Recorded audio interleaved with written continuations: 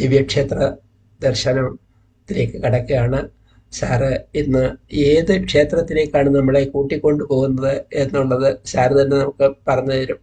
അപ്പം ഏതായിരുന്നാലും വളരെ പൂജാവിധികളെ പറ്റിയുള്ള നിഗൂഢമായ അർത്ഥതലങ്ങളിലേക്ക് കടക്കുന്ന ഒരു ശ്ലോകം കൂടിയാണ് നീലകണ്ഠ തീർത്ഥപാദസ്വാമികൾ ഈ ഈ പതിമൂന്നാമത്തെ ശ്ലോകമാണെന്ന് തോന്നുന്നു നമ്മൾ ഇന്ന് പഠിക്കാൻ പോകുന്നത്. അതിലൂടെ പറഞ്ഞു തരുന്നത് നമുക്ക് പ്രാർത്ഥനയോടെ ആരംഭിക്കാം. നേരത്തെ പറഞ്ഞ പോലെ രാധയില്ല, രാധയ്ക്ക് പകരം ജയപ്രകാശായിരിക്കും ഇന്നത്തെ പ്രാർത്ഥന ചൊല്ലുന്നത്. സ്വാമിയെക്കുറിച്ച് കുറിച്ചുള്ള പ്രാർത്ഥനയ്ക്ക് ശേഷം ശ്ലോകം കൂടി ചൊല്ലിയതിനു ശേഷം സാറ് വ്യാഖ്യാനത്തിലേക്ക് കടക്കും. ഹരിയോ. തീർത്ഥം പാപഹരം പവിത്രമറിവിൻ സാരസ്വതം സാഗരം സാർത്ഥം നിഷ്കളമാത്മബോധം അഖിലാണ്ട പ്രേമപൂർണാകരം ദീപ്തം പാദയുഗം പ്രകാശനിലയം സച്ചിത്സുഖത്തിൻ പദം സത്യജ്ഞാനബലം തരുന്നൊരഭയം ശ്രീനീലകണ്ഠൻ ഗുരു. യാധാരാന്തർ മൃണാളീഗത മൃദുതര സൂത്രായമാണാദ്യ ശക്തിർ യോഗാഖ്യാം നാടികാം നാടയതി ഹി നിപുണം യാ നടീവാത്മനിഷ്ഠ സാ ചോറ്റാനിക്കരാഖ്യേ കൃതവസതിരുമാ ഭൂതയേ നോസ്തു ദൃങ്നിഷ്പാദച്യോദൽ സുഖാംബു സ്നുതശിരസമിമം കുർവതി സർവകാലം. യാധാരാന്തർമൃണാളീഗത മൃദുതര സൂത്രായമാണാദ്യ ശക്തിർ യോഗാഖ്യാം നാടികാം നാടയതി ഹി നിപുണം യാ നടീവാത്മനിഷ്ഠ യാ സാ ചോറ്റാനിക്കരാഖ്യേ കൃതവസതിരുമാ ഭൂതയേ നോസ്തു ദൃങ്നിഷ്പാദച്യോദത് സുഖംബുസ്നുതശിരസമിമം കുർവതി സർവകാലം. യാ ആധാരാന്തർമൃണാളീഗത മൃദുതര സൂത്രായമാണ ആദ്യശക്തി യോഗാഖ്യാം നാടികാം നാടയതി ഹി നിപുണം യാ നടീ ഇവ ആത്മനിഷ്ഠ സാ ചോറ്റാനിക്കരാഖ്യേ കൃതവസതി ഉമാ ഭൂതയേ നഹ അസ്തു ദൃങ്നിഷ്പാദച്യോദത് സുഖാംബുസ്നിതശിരസം ഇമം കുർവതി സർവകാലം എന്നാണ് ഇതിലെ പദച്ഛേദം. യാ ആധാരാന്തർമൃണാളീഗത മൃദുതര സൂത്രായമാണ സാ ചോറ്റാനിക്കരാഖ്യേ കൃതവസതി ഉമാ നഹ സർവകാലം ഭൂതയേ അസ്തു. ചോറ്റാനിക്കരാഖ്യേ, ചോറ്റാനിക്കര എന്ന ആഖ്യയോട് കൂടിയ, ആഖ്യ എന്ന് പറഞ്ഞാൽ സംജ്ഞ, പേര്. ചോറ്റാനിക്കര എന്ന പേരോടുകൂടിയ സ്ഥാനത്ത്, മന്ദിരത്തിൽ, കൃതവസതി, കൃതമായ വസതിയോട് കൂടിയവൾ. വസതി എന്ന് പറഞ്ഞാൽ മന്ദിരം, ആലയം, വാസസ്ഥാനം, നിവാസസ്ഥാനം. ചോറ്റാനിക്കര എന്ന പേരോടുകൂടിയ മന്ദിരത്തിൽ കൃതവസതിയായിരിക്കുന്ന, വസതിയെ അവിടെ ചെയ്യുന്നു, അവിടെ സവിശേഷമായ സാന്നിധ്യത്തെ ചെയ്യുന്നു. അപ്പൊ ചോറ്റാനിക്കരയിലുള്ള ഭഗവതിയെ കുറിച്ചാണ്, ചോറ്റാനിക്കര ഭഗവതിയെ കുറിച്ചാണ് ഇവിടെ പറയുന്നത്. ആ ഭഗവതി നമുക്ക് സർവകാലം ഭൂതയെ അസ്തു, എല്ലാ കാലവും നമുക്ക് ഐശ്വര്യത്തിന് കാരണമായി ഭവിക്കട്ടെ എന്നാണ് പറയുന്നത്. ആ ദേവി എങ്ങനെയുള്ള ദേവിയാണ്? അപ്പൊ നമ്മളിലൊക്കെ കുടികൊള്ളുന്ന ദേവിയാണ്. നമ്മുടെ സർവ പ്രയത്നങ്ങളെയും പ്രവൃത്തികളെയും നിയന്ത്രിക്കുന്ന, സ്വാഭാവികമായ ഒരു പ്രേരണയായി നമ്മിൽ വർത്തിക്കുന്ന ദേവിയാണ്. അപ്പൊ നമ്മള് വിചാരിക്കുക, അപ്പൊ ദേവിയാണ് നമ്മുടെ പ്രയത്നങ്ങളെയൊക്കെ നിയന്ത്രിക്കുന്നത് എങ്കിൽ നമ്മൾ എന്തുകൊണ്ടാണ് ഈ ബഹുകൃതം തു ദുഷ്കൃതം എന്ന് പറഞ്ഞ പോലെ നകൃതം സുകൃതം കിഞ്ചിത് ബഹുകൃതം തു ദുഷ്കൃതം, അല്ലെ? സുകൃതം ഒന്നും ചെയ്തിട്ടില്ല, ഒരുപാട് ദുഷ്കൃതം ചെയ്തു, അല്ലെ? യമാഹ്വാനെ ന ജാനെ കിം ഉത്തരം, യമൻ വന്ന് അവസാനം വിളിക്കണ സമയത്ത് എന്ത് ഉത്തരം പറയും എന്ന് അറിഞ്ഞുകൂടാ എന്ന് പറഞ്ഞതുപോലെയുള്ള ഒരവസ്ഥ നമുക്ക് ഉണ്ടാകുന്നത് എന്തുകൊണ്ടാണ്? അപ്പൊ നമുക്ക് അവിടെയൊക്കെ നമുക്കൊരു സ്വാഭാവികമായ ഒരു പ്രേരണയാണ് ആര് നൽകുന്നത്? ദേവി നൽകുന്നത്. നമ്മളെ കൈപ്പിടിച്ച് ഇങ്ങനെ ചെയ്യിക്കുകയല്ല, ഇതാണ് വേണ്ടത് എന്നൊരു തോന്നൽ നമുക്ക് എപ്പോഴും മനസ്സിൽ എന്തുണ്ട്? ശരിയിലേക്കുള്ളൊരു ചായ്വ് നമുക്കുണ്ട്. പക്ഷെ അവിടെ നമുക്ക് വിഘാതമായി നിൽക്കുന്നത് നമ്മുടെ അഹന്തയാണ്. പലപ്പോഴും ഒരു അഹങ്കാരം, ഞാൻ എന്നുള്ളതായ ഭാവം, അസ്മിത എന്ന് പറയുന്നതായ ഒരു ഭാവം നമുക്കുണ്ട്. അസ്മി എന്ന് പറഞ്ഞാലും അഹം എന്ന് തന്നെയാണ് അർത്ഥം. അഹം ബ്രഹ്മാസ്മി എന്ന് പറഞ്ഞിടത്തെ അസ്മിക്ക് ചെറിയൊരു വ്യത്യാസമുണ്ട്, അത് ക്രിയാപദമാണ്. ആകുന്നു, ഞാൻ ബ്രഹ്മം തന്നെ ആകുന്നു എന്ന്. അസ്മി എന്നുള്ളത് ഒരു അവ്യയവും കൂടിയുണ്ട്. അസ്മി എന്ന് സാധാരണ അവ്യയം, അസ്മി എന്നുള്ളത് അവ്യയമോ? അവ്യയം എന്ന് പറഞ്ഞാൽ സംസ്കൃതം പഠിച്ചവര് അവിടെ ചോദ്യം ചെയ്യും. അസ്മി എന്നുള്ളത് അസ് ധാതുവിന്റെ ഉത്തമപുരുഷ ലട്ട് ഉത്തമപുരുഷ ഏകവചനത്തിലുള്ള പദമാണ് എന്നിരിക്കുമ്പോ അത് അവ്യയമാണ് എന്ന് എങ്ങനെ പറയും? അതിന് രൂപങ്ങൾ ഭേദങ്ങളുണ്ട്. അസ്മി, സ്വഹ, സ്മഹ. ഇനി അതിന് തേർഡ് പേഴ്സണിലാണെങ്കിൽ അസ്തി, സ്തഹ, സന്ധി. സെക്കൻഡ് പേഴ്സണിലെ അസി, സ്തഹ, സ്ഥ. ഉത്തമ പുരുഷനിലാണ്, ഫസ്റ്റ് പേഴ്സണിലാണ് അസ്മി, സ്വഹ, സ്മഹ എന്ന് ഉള്ളത്. പക്ഷെ അസ്മി എന്നൊരു അവ്യയവും ഉണ്ട്. അതിൽ നിന്നാണ് അസ്മിത. അപ്പൊ അർത്ഥം അതിന് ഞാൻ എന്നാണ്. ഞാൻ എന്ന ഭാവമാണ്. അഹംത, അതാണ് അസ്മിത. അസ്മിത, അഹംത എന്ന് പറയുന്നത്. അപ്പൊ നമ്മുടെ ഈ അസ്മിതയാണ് പലപ്പോഴും നമുക്ക്, പലപ്പോഴും അല്ല എല്ലായ്പ്പോഴും നമുക്ക് നന്മയിലേക്ക് അങ്ങോട്ട് ചെന്ന് ചേരുന്നതിന് വിഘാതമായി നിൽക്കുന്നത്. അപ്പോൾ പല പ്രശ്നങ്ങളും നമ്മളൊന്ന് വിശകലനം ചെയ്യാം. വലിയ വലിയ കുടുംബ ബന്ധങ്ങൾ തന്നെ തകരുന്ന വിധത്തിലുള്ള വലിയ പ്രശ്നങ്ങൾ നമ്മുടെ ജീവിതത്തിൽ ഉണ്ടാകാറുണ്ട്. കുടുംബ ബന്ധങ്ങൾ അങ്ങോട്ട് തകരുകയാണ്.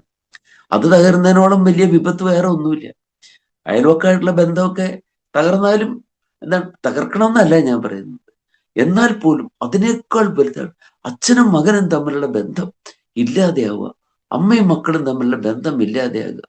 പലപ്പോഴും അതെന്താണ്, ചെറിയ ഒരു വിട്ടുവീഴ്ച ഒരാളെന്ന് ചെയ്താൽ, ക്ഷമിക്കണോ എനിക്ക് അങ്ങനെ പറ്റിപ്പോയി എന്നൊന്ന് പറഞ്ഞാൽ തീരുന്ന എത്രയോ വലിയ പ്രശ്നങ്ങളുണ്ട്.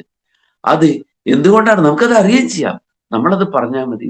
ഈ അങ്ങനെ ചെയ്താൽ മതി എന്നുള്ള പ്രേരണ നമുക്ക് നൽകുന്നത് ഈ ദൈവികമായ ശക്തിയാണ്. അതിന് വിഘാതമായി നിൽക്കുന്നതോ നമ്മുടെ അഹംത. അപ്പോ ഇവിടെ ഒരു നടിയെ പോലെ നമുക്ക് നമ്മളെ നയിക്കുന്നുണ്ട്. നടി എന്താണ് ചെയ്യുന്നത്? നടി ചെയ്യുന്നത് നമ്മളെ, നട എന്നുള്ളതിന് ഗാത്രവിക്ഷേപം എന്നാണ് അർത്ഥം. അവയവങ്ങളെ എന്താണ് വിക്ഷേപിക്കുക, അല്ലെ? കണ്ണിനെ പ്രത്യേകമായ രീതിയിൽ അതിനെ കാണിക്കുക, അതിനെ സങ്കോചിപ്പിക്കുകയും വികസിപ്പിക്കുകയും പ്രത്യേകമായ ആംഗിളിലേക്ക് തിരിക്കുകയും ഒക്കെ ചെയ്യുക കണ്ണ്, അല്ലെ? അതുപോലെ ഓരോ അവയവത്തെയും ആംഗികമായ അഭിനയം നമ്മൾ പറയും. അഭിനയം 4 പ്രകാരത്തിലാണല്ലോ: ആംഗികം, വാചികം, ആഹാര്യം, സാത്വികം. ഈ 4 അഭിനയമാണ് ഉള്ളത്. അപ്പോൾ ഈ അഭിനയങ്ങളിലൊക്കെ അംഗങ്ങളിലൂടെ ഓരോ അംഗത്തെയും കൊണ്ട് ചെയ്യുന്ന അഭിനയമാണ് ആംഗിക അഭിനയം, അല്ലെ? നമ്മൾ പറയുന്ന സമയത്ത്, ഒരാളോട് നമ്മളൊരു കാര്യം പറയുന്ന സമയത്ത് എന്താണ്, അങ്ങേക്ക് ഇത് അറിഞ്ഞുകൂടെ എന്ന് പറഞ്ഞാൽ നമ്മൾ എങ്ങനെയല്ല, നമ്മളിങ്ങനെ അനങ്ങാതെ നിന്നിട്ട് അങ്ങേക്ക് അറിഞ്ഞുകൂടെ ഇങ്ങനെ ചോദിക്കുകയല്ല ചെയ്യുന്നത്. അങ്ങേക്ക് ഇത് അറിഞ്ഞുകൂടെ നമ്മൾ ചെയ്യുന്ന സമയത്ത് എന്താണ്, നമ്മുടെ മുഖഭാവം കാണണം, നമ്മുടെ കൈ ഒക്കെ എന്തുണ്ട്? നയിക്കുകയാണ്, അഭിമുഖമായി നയിക്കുകയാണ്, പ്രത്യേകമായ ഒരു അർത്ഥത്തിലേക്ക്, അതും ഒരു ഭാവത്തിലേക്ക് നമ്മളെ നയിക്കുകയാണ് ചെയ്യുന്നത് അഭിനേതാക്കൾ. അപ്പൊ ഇവിടെ ഈ ദേവി എന്ത് ചെയ്യുന്നു? ആധാരാന്തർ മൃണാളീകത മൃദുതര സൂത്രായമാണ. സൂത്രായമാണ എന്ന് പറഞ്ഞാൽ എന്താർത്ഥം? സൂത്രമായി ആചരിക്കുന്നവൾ എന്ന് അർത്ഥമാണ്. സൂത്രായതേ, സൂത്രമായി ആചരിക്കുന്നു. അതിന്റെ പ്രസന്റ് പാർട്ടിസിപ്പിൾ ആണ്. എന്താണ്? സൂത്രായമാണ. ഈ ആന എന്ന് വന്നാൽ ആത്മനേപദങ്ങളായിട്ടുള്ള പദങ്ങളുടെ പ്രസന്റ് പാർട്ടിസിപ്പിയൽ ഫോം അഥവാ ഫ്യൂച്ചർ പാർട്ടിസിപ്പിയൽ ഫോം ആണ് ഇത് ഈ ആന ആന എന്ന് കാണുന്നത്. സൂത്രായമാണ, സൂത്രായതേ. അതിൽ നിന്നാണ് എന്താണ്? അതിന്റെ പാർട്ടിസിപ്പിയൽ പ്രസന്റ് പാർട്ടിസിപ്പിൾ വരുമ്പോഴാണ് എന്താണ്? സൂത്രമായി വർത്തിക്കുന്നവൾ, എനാക്ടിങ് ആസ് എ സൂത്ര, അതിന്റെ ഒരു ഫൈബർ ആയി പ്രവർത്തിക്കുന്നവൾ എന്നർത്ഥമാണ്. നമ്മൾ വർത്തമാനം എന്നൊക്കെ പറയുന്നത് വർത്തതേ, വർത്തമാന, വർത്തിക്കുന്ന എന്നാണ്. യജതേ, യാഗം ചെയ്യുന്നു. യജമാനഹ, യാഗം ചെയ്യുന്നവൻ. അപ്പൊ യജമാനഹ എന്നുള്ള വാക്ക് എന്താണ്? ശരിക്ക് ഒരു പ്രസന്റ് പാർട്ടിസിപ്പിൾ ആണ് ആ പദം. പെർഫോമിങ് എ സാക്രിഫൈസ് എന്നാണ് യജമാനഹ എന്ന പദത്തിന്റെ അർത്ഥം. യജ്ഞം ചെയ്യുന്നവൻ.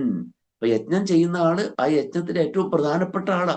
യജ്ഞത്തിൽ ധാരാളം ആളുകൾ ഉണ്ടാവും. ഋത്വിക് ഉണ്ടാവും, അദ്വൈരി ഉണ്ടാവും, ഉദ്ഗാതാവ് ഉണ്ടാവും, ബ്രഹ്മൻ ഉണ്ടാവും, ഇവരൊക്കെ ഉണ്ടാവും.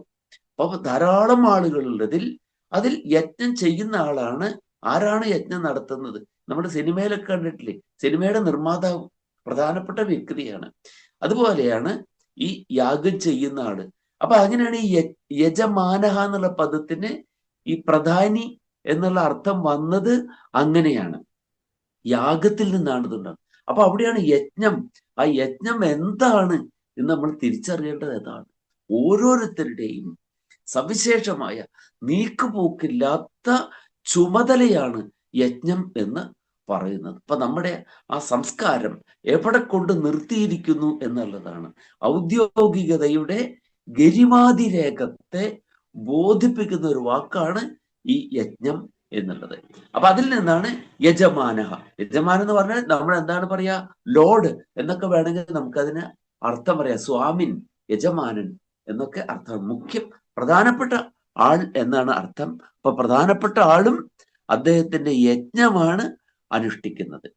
അപ്പൊ ഇവിടെ ഈ യജ്ഞത്തിന്റെ അനുഷ്ഠാനത്തെ, അപ്പൊ നമ്മുടെ കർത്തവ്യങ്ങളിലൊക്കെ നമുക്ക് എപ്പോഴും നന്മയിലേക്ക് ഒരു ചായ്വ് ഉണ്ട്. പ്രകൃതിയിൽ എപ്പോഴും അങ്ങനെയാണ്. നന്മയിലേക്ക് ഒരു ചായ്വ് നമുക്ക് എപ്പോഴും ഉണ്ട്. ലോകത്തിൽ മറ്റു കാര്യങ്ങളെ പോലെ തന്നെ എപ്പോഴും എന്താണ്?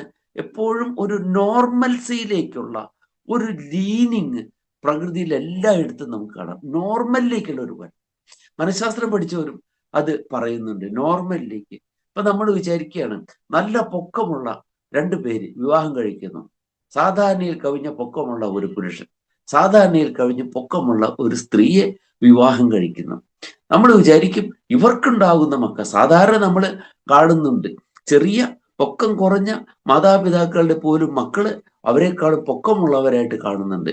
നല്ല പൊക്കമുള്ള 2 പേർ തമ്മിൽ വിവാഹം കഴിക്കുന്നു. ഇവരുടെ മക്കൾക്ക് എത്ര പൊക്കം ഉണ്ടാവും എന്ന് നമ്മൾ അത്ഭുതപ്പെട്ടിരിക്കുമ്പോൾ കാണാം 2 പേർക്കും വളരെ കൊള്ളന്മാരായിട്ടുള്ള മക്കള് ഉണ്ടാകുന്നത്. എന്തുകൊണ്ടാണ്? അത്രയും പൊക്കം, അല്ലെങ്കിൽ അവർക്ക് അതിലും പൊക്കമുള്ളവര് അവർ തമ്മിൽ വിവാഹം കഴിച്ചാൽ നമുക്ക് വലിയ തെങ്ങ് പോലെയുള്ള ആളുകളൊക്കെ ഉണ്ടാവും നമ്മൾ വിചാരിക്കും. ഇല്ല. എന്താണ്? നോർമലിലേക്കുള്ള ഒരു ചായ്വ് പ്രകൃത്യ ഉണ്ട്. നന്മയിലേക്കുള്ള ഒരു ചായ്വ് പ്രകൃത്യ ഉണ്ട്. നമ്മുടെ ഈ ഭൂമിയിൽ തന്നെ TNT, എന്തുമാത്രം TNT ആണ് കുഴിച്ചു മൂടപ്പെട്ടിട്ടുള്ളത്. TNTയുടെ ഇതൊന്നും ഞാൻ പറയേണ്ട കാര്യമില്ല, അല്ലേ? നൈട്രോടോളുവിൻ. അപ്പം വലിയ മാരകമായിട്ടുള്ള സ്ഫോടക ശക്തിയുള്ളതാണ് ഈ TNT.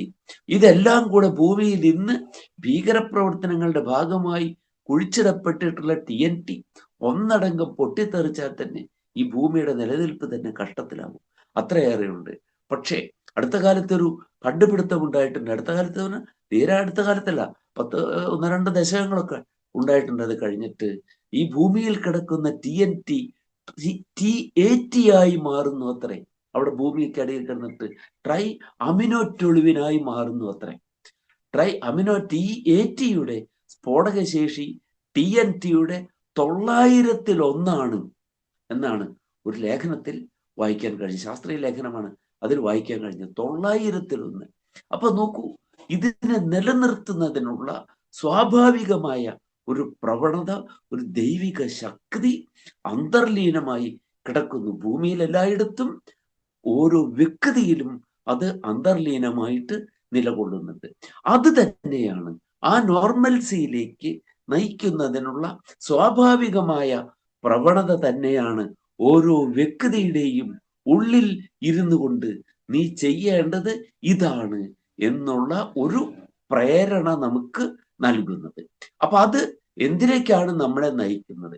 അതിനനുസരിച്ച് നാം പ്രവർത്തിച്ചാൽ നാം എവിടേക്കാണ് ചെല്ലുന്നത് എന്നുള്ളതാണ് ഇവിടെ പറയുന്നത്. അപ്പോ നമുക്ക് എന്ത് പ്രശ്നത്തിനും പരിഹാരം നമ്മൾ ഒന്ന് ചിന്തിച്ചാൽ മതി. എന്താണ് വേണ്ടത്? ആദ്യം നമ്മുടെ അഹന്തയൊന്ന് മാറ്റിവെക്കുക. അഹന്തയൊന്ന് മാറ്റിവെച്ചിട്ട് നമ്മുടെ മനസ്സിന്റെ പ്രേരണ എന്താണ്, നമ്മളോട് ഉള്ളിലിരുന്ന് അന്തരാത്മാവിന്റെ മന്ത്രണം എന്താണ് എന്ന് ശ്രദ്ധിച്ചാൽ തന്നെ നമുക്ക് ശരിയായ പ്രശ്നങ്ങൾക്കുള്ള പരിഹാരം നമുക്ക് കിട്ടും. അതാണ് കാളിദാസൻ പറയുന്നത്, സതാംഹി സന്ദേഹപദേഷു വസ്തുഷു പ്രമാണം അന്ധക്കരണ പ്രവൃത്തയഃ. സതാം സജ്ജനങ്ങൾക്ക്, സന്ദേഹപദേഷു വസ്തുഷു സന്ദേഹപദങ്ങളായ സന്ദിഗ്ധമായ സന്ദേഹമുണ്ടാകുന്ന സാഹചര്യങ്ങളിൽ അന്ധക്കരണ പ്രവൃത്തയഃ, അന്ധക്കരണ പ്രവൃത്തികളാണ് എന്തായിരിക്കുന്നത്? നമുക്കുള്ള ശരിയായ മാർഗനിർദ്ദേശകമായി വർത്തിക്കുന്നത് അന്ധക്കരണ പ്രവൃത്തിയാണ് എന്നാണ്. മനസ്സ് എന്ത് ശരിക്കും മന്ത്രിക്കുന്നു, അതിന് ചെവിടെ ഓർക്കണം നമ്മൾ. ആ ചെവിടെ ഓർക്കുമ്പോ എങ്ങനെയായിരിക്കണം? അഹന്ത മാറ്റി വെച്ചുകൊണ്ട് ചെവിടോർത്താൽ അവിടെ പരിഹാരം നമുക്ക് കിട്ടും. കാരണം എന്താണ്? ആധാരാന്തർ മൃണാളീകതമായിട്ടുള്ള മൃദുസൂത്രായമാനയായിട്ടുള്ള ആ നടിയാണ് ഇതിലേക്ക് നമ്മളെ നയിക്കുന്നത്, അഭിനയിക്കുന്നത്. ആ നന്മയിലേക്ക് നമ്മളെ നയിക്കുകയാണ് ചെയ്യുന്നത്. അതാണ് ഈ പദത്തിന്റെ അർത്ഥം. ഏതൊരു ദേവിയാണോ, യാതൊരുവളാണോ ആധാരാന്തർമൃണാളി, ആധാരം, മൂലാധാരം, ആധാര പത്മം അല്ലെ? മൂലാധാരം, സ്വാധിഷ്ഠാനം, മണിപുരം, അനാഹതം, വിശുദ്ധി, ആജ്ഞ, എങ്ങനെയുള്ളതായ 6 ചക്രങ്ങളുണ്ട്. അതിനും പുറമെയാണ് എന്തുള്ളത്? സഹസ്രാര പത്മം എന്ന് പറയുന്ന ആ പത്മം പരമമായിട്ടുള്ള ആനന്ദത്തിന്റെ ഇരിപ്പിടമായിട്ടുള്ള അതിലേക്ക് എത്തുന്ന ഒരു ധാരയാണ്, ചിന്തയാണ് നമ്മളെ എന്തിലേക്ക് എത്തിക്കുന്നത്? പരമമായ ആനന്ദത്തിലേക്ക് എത്തിക്കുന്നത്. അപ്പോ ആ ആധാരം, അപ്പൊ ഇവിടെ നിന്നാണ് ആദ്യം തന്നെ ഏതാണ്? മൂലാധാരം. അറിയാൻ പറ്റും. മൂലാധാരത്തിന്റെ അന്തർമൃണാളി, മൂലാധാരത്തിന്റെ അഭ്യന്തരത്തിൽ, അതിനുള്ളിൽ വർത്തിക്കുന്ന പത്മം, അതായത് മൂലാധാര പത്മം. ആ പത്മത്തിന്റെ അതീവ സൂക്ഷ്മമായ നാളി, അതിന്റെ ആ മൃണാളത്തിന്റെ എന്താണ്? അതീവ സൂക്ഷ്മമായ ഒരു തന്തു. ആ തന്തുവിലെ എന്താണത്? അത് ഈശ്വര ചൈതന്യ സ്വരൂപമാണ്.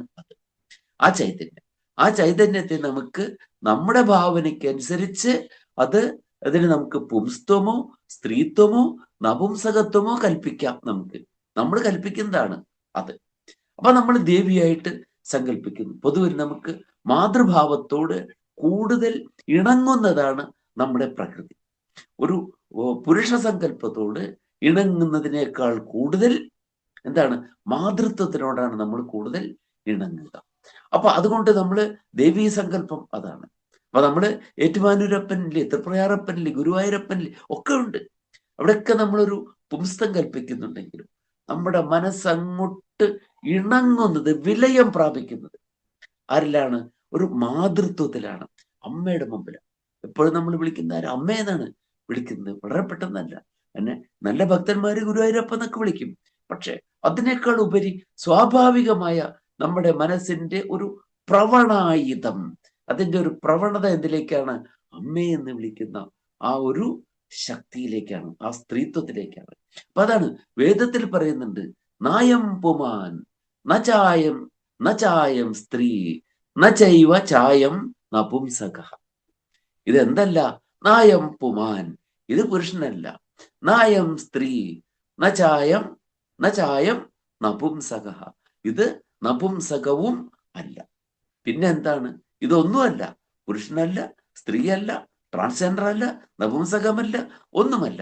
പിന്നെ എന്താണ്? നിങ്ങൾക്ക് എന്തായിട്ട് സങ്കല്പിക്കാമോ അതായിട്ട് നിങ്ങൾ സങ്കല്പിച്ചുകൊള്ളൂ. അത് തന്നെയാണ് ഇത്. അതിൽ നിന്ന് ഒരു മാറ്റവുമില്ല. അപ്പോ അതുകൊണ്ട് നമ്മൾ ഇവിടെ അതിനെ ഒരു ദേവിയായിട്ട് നമ്മൾ സങ്കല്പിക്കുന്നു. അപ്പോ മൃണാളാന്തർഗത, മൃണാളത്തിന് അന്തർഗതമായിട്ടുള്ളതായ മൃണാളി, ഏറ്റവും മൃദുലമായിട്ടുള്ള, മൃണാള ശബ്ദമല്ല, മൃണാളി എന്ന് അവിടെ സ്ത്രീലിംഗമായിട്ട് തന്നെ പറയുന്നു. മൃണാളീഗതമായിട്ടുള്ള ആ മൃണാളിയുടെ താമരവളയത്തിന്റെ മൃദുതര സൂത്രായമാണ്. മൃദുതര സൂത്രായമാണ്, മൃദുതരമായ സൂത്രമായി ആചരിക്കുന്നവൾ. സൂത്രം എന്ന് പറഞ്ഞാൽ എന്താണ്? അതിന്റെ ആ തന്തു, ചരട്, നൂല് എന്നൊക്കെയുള്ള അർത്ഥം. ഏറ്റവും മൃദുലമായ, മൃദുതരം. ഇവിടെയും നമ്മൾ കഴിഞ്ഞ ദിവസവും പറയുകയുണ്ടായി, സൂപ്പർലെറ്റീവിന്റെ അർത്ഥത്തിൽ പ്രയോഗിക്കപ്പെടുന്ന കമ്പാരിറ്റീവ് ഡിഗ്രി അത് തന്നെയാണ് ഇവിടെ. മൃദുതരം എന്ന് പറഞ്ഞാൽ എന്താണ്? കൂടുതൽ മൃദുവായത് എന്നാണ് അർത്ഥം. പക്ഷെ അർത്ഥം എന്താണ്? ഏറ്റവും മൃദുവായത് എന്നാണ്. എന്തുപോലെയാണ്? മറ്റെല്ലാറ്റിനെയും അപേക്ഷിച്ച് മൃദുതരമായത്. അപ്പോ മൃദുതമം എന്ന അർത്ഥത്തിൽ തന്നെ കഴിഞ്ഞ ദിവസം നമ്മൾ പറയുകയുണ്ടായി. പ്രേയസി എന്ന പദം പ്രയോഗിക്കുമ്പോൾ പ്രിയതര എന്നാണ് അർത്ഥം. എങ്കിലും അത് പ്രേഷ്ഠ എന്ന അർത്ഥത്തിലാണ്, എല്ലാവരെയും പ്രിയപ്പെട്ട എന്ന അർത്ഥത്തിലാണ് പ്രയോഗിക്കുന്നത് എന്ന് നമ്മൾ പറയുന്നുണ്ട്. അതുപോലെ തന്നെയാണ് ഇവിടെ മൃദുതരമായ, ഏറ്റവും മൃദുലമായ സൂത്രമായി ആചരിക്കുന്നവൾ. സൂത്രായമാണ് എന്ന് പറഞ്ഞാൽ സൂത്രമായി ആചരിക്കുന്നവൾ, സൂത്രമായി പ്രവർത്തിക്കുന്നവൾ, ആ സൂത്രത്തിന്റെ ധർമ്മത്തെ അനുഷ്ഠിക്കുന്നവളായ ആ ദേവി. അപ്പൊ ദേവി എങ്ങനെയാണ്? നമ്മുടെ മൂലാധാര പത്മത്തിന്റെ ആ താമരയുടെ വളയത്തിലെ ഏറ്റവും മൃദുലമായ തന്തുവായി വർത്തിക്കുന്നവളാണ് ആ ദേവി. ഏറ്റവും മൃദുലമായാൽ അതിന്റെ പ്രത്യേകത എന്താണ്? ഏറ്റവും സൂക്ഷ്മമായാൽ അതിന്റെ സഞ്ചാരം അതീവ സത്വരഗതിയായിരിക്കും. വേഗത്തിൽ അതിന് സഞ്ചരിക്കാൻ കഴിയും, വിഘ്നങ്ങളില്ലാതെ, അല്ലെ? നമുക്ക് അങ്ങനെയല്ലേ പെനിട്രേറ്റ് ചെയ്യാം. അതിന് കഴിയുന്നത് എന്തിനാണ്? സൂക്ഷ്മമായിരിക്കുന്നതിനാണ്. ബൃഹദാകാരം ഉണ്ടാകുമ്പോഴല്ല, തുളച്ചു കയറാൻ പറ്റുന്നത് എപ്പോഴാണ്? സൂക്ഷ്മമായിരിക്കുമ്പോഴാണ്. അതുകൊണ്ടാണ് നമ്മൾ പറയാറുണ്ട്, എപ്പോഴും നമ്മൾ പ്രയോഗിക്കുന്ന, തെറ്റായിട്ടായാലും നമ്മൾ പ്രയോഗിക്കുന്ന ഒരു വാക്കുണ്ട്, കൂർമ്മ ബുദ്ധി എന്ന് നമ്മൾ പ്രയോഗിക്കാറുണ്ട്. കൂർമ്മ എന്ന് പറഞ്ഞാൽ എന്താണ്? കൂർമ്മമായത്. അത് ആമ എന്നുള്ള അർത്ഥത്തിലല്ല, ഏറ്റവും കൂർത്തിരിക്കുന്ന അർത്ഥത്തിലാണ് നമ്മൾ ഈ കൂർമ്മ ബുദ്ധി എന്നുള്ള പദം പ്രയോഗിക്കുന്നത്. ഒരു ശരിയല്ലാത്ത പ്രയോഗമാണ്. കാരണം കൂർമ്മ ബുദ്ധി എന്ന് പറഞ്ഞാൽ എന്താണ് അർത്ഥം കിട്ടുക? ആമയുടെ ബുദ്ധി എന്നാണ് അർത്ഥം കിട്ടുക. അതിരിക്കട്ടെ. അപ്പോ അതെന്താണ് കൂർമ്മതയുള്ളത് എന്ന് പറഞ്ഞാൽ? സൂക്ഷ്മമായ അർത്ഥതലങ്ങളിലേക്ക് കടന്നു കയറാൻ പറ്റുന്ന എന്ന അർത്ഥത്തിലാണ് നമ്മൾ അങ്ങനെ പ്രയോഗിക്കുന്നത്. അപ്പൊ തീക്ഷ്ണ ബുദ്ധി എന്നൊക്കെയാണ് നമ്മൾ അവിടെ പ്രയോഗിക്കേണ്ട പദം. അപ്പൊ അങ്ങനെയുള്ള ഏറ്റവും മൃദുലമായ എന്താണ് തന്തുവായി വർത്തിക്കുന്ന ആ ആദ്യശക്തി, ആദി പരാശക്തിയാണ് ആ ദേവി. ആ ശക്തി എന്ത് ചെയ്യുന്നു? ആ ആദ്യശക്തി ആത്മനിഷ്ഠ നടി ഇവ, ആത്മനിഷ്ഠയായ നടിയെ പോലെ. ആത്മനിഷ്ഠ എന്ന് പറഞ്ഞാൽ എന്താണ്? ആത്മനി, തന്നിൽ തന്നെ, നമ്മിൽ തന്നെ നിഷ്ഠയായിട്ട്, നിശേഷേണ സ്ഥിതി ചെയ്യുന്നവളായിട്ട്. ആത്മനിഷ്ഠ നടി ഇവ, ആത്മനിഷ്ഠയായ ഒരു നടിയെ പോലെ തന്നെ. നടി ഇവ ഹി, ഒരു നടിയെ പോലെ തന്നെ. നടി എന്താണ് ചെയ്യുന്നത്? നടി ഏറ്റവും പ്രാഗൽഭ്യത്തോടെ തൻ്റെ അംഗങ്ങളിലൂടെയും വാക്കുകളിലൂടെയും വേഷവിധാനങ്ങളിലൂടെയും, ആഹാര്യ അഭിനയം എന്ന് പറയുന്നത് വേഷവിധാനങ്ങളാണ്, വേഷവിധാനങ്ങളുടെയും ഭാവഭാവങ്ങളിലൂടെയും എല്ലാം നമുക്ക് അന്യഥാ ലഭിക്കാത്ത സൂക്ഷ്മതരമായിട്ടുള്ള ഒരു അർത്ഥതലത്തിലേക്ക് നമ്മളെ നയിക്കുകയാണ് ആ നടി ചെയ്യുന്നത്. അപ്പോ ഒരു നടിയെ പോലെ അതിവിദഗ്ധമായി നടനം ചെയ്യുന്ന ഒരു നടിയെ പോലെ ആത്മനിഷ്ഠയായി ഈ ദേവി എന്താണ് ചെയ്തുകൊണ്ടിരിക്കുന്നത്? നടീ ഇവ യോഗാഖ്യാം നാടികാം നടയതി. യോഗാഖ്യാം നാടികാം നടയതി. ഒരു നാടികയെ നടിക്കുകയാണ് ഈ നടി ചെയ്യുന്നത്. എന്താണ് നാടിക എന്ന് പറഞ്ഞാൽ? നാടിക നമ്മുടെ ഉപരൂപകങ്ങൾ പറയാറുണ്ട്. നാടകം, പ്രകരണം, ബാണം, വ്യായോഗം, സമവകാരം, ഡിമം, ഈഹാമൃഗം, അങ്കം, വീഥി, പ്രഹസനം. ഇതൊക്കെ രൂപകങ്ങളാണ്. അത് കഴിഞ്ഞിട്ട് 18 ഉപരൂപകങ്ങളുണ്ട്. നാടിക, ത്രോടകം, ഗോഷ്ഠി, സട്ടകം, നട്യരാസകം എന്ന് പറഞ്ഞ അങ്ങനെ 18 ഉപരൂപകങ്ങളുണ്ട്. അപ്പോ നാടകത്തിനെ അപേക്ഷിച്ച് വളരെ ചെറുത്, ചിലത് നൃത്തത്തിനും ഗീതത്തിനൊക്കെ പ്രാധാന്യമുള്ളത്, അങ്ങനെയൊക്കെ പല വിധത്തിലുള്ള രൂപങ്ങൾ ഒക്കെ അവിടെ എന്താണ്? നടനം അതിലൊക്കെ പ്രധാനമാണ്. രൂപണം ചെയ്യുക എന്നുള്ളത് അതിൽ പ്രധാനമാണ്. രൂപകം എന്ന് പറഞ്ഞാൽ എന്താണ്? അഭേദ ആരോപമാണ് രൂപകം, അല്ലെ? വർണ്ണ്യ ആവർണ്യങ്ങൾക്ക് അഭേദം കൽപ്പിക്കുന്നതാണ് രൂപകം. ആ രൂപകം തന്നെയാണ് നമ്മൾ നാടകാദികളെ രൂപകം എന്ന് വിളിക്കുന്നിടത്തും ഉള്ളത്. അവിടെ എന്താണ് ഉള്ളത്? ഒരു നടൻ വന്നിട്ട് താൻ ആരെയാണോ അനുകരിക്കുന്നത് ആ അനുകാര്യ പുരുഷനാണ് താൻ എന്ന് അങ്ങോട്ട് തന്നെ രൂപണം ചെയ്യുക, അഭേദം ആരോപിക്കുകയാണ് ചെയ്യുന്നത്, അല്ലെ? ദുഷ്യന്തനായിട്ട് വരുന്നത് ഗോപിച്ചേട്ടനാവും ചിലപ്പോൾ ദുഷ്യന്തനായിട്ട് വരുന്നത്. പക്ഷെ അദ്ദേഹം എന്താണ്? അദ്ദേഹം സാധാരണ വരുന്നത് പോലെയുള്ള വേഷമല്ല, രാജാവിന്റെ വേഷങ്ങളാണ്. ആഹാര്യ അഭിനയത്തിനായി അത് ആഹാര്യം, ആ രൂപങ്ങളൊക്കെ എടുത്തു അദ്ദേഹം, വേഷഭൂഷാദികളൊക്കെ എടുത്തു. എന്നിട്ട് എന്താണ് ചെയ്യുന്നത്?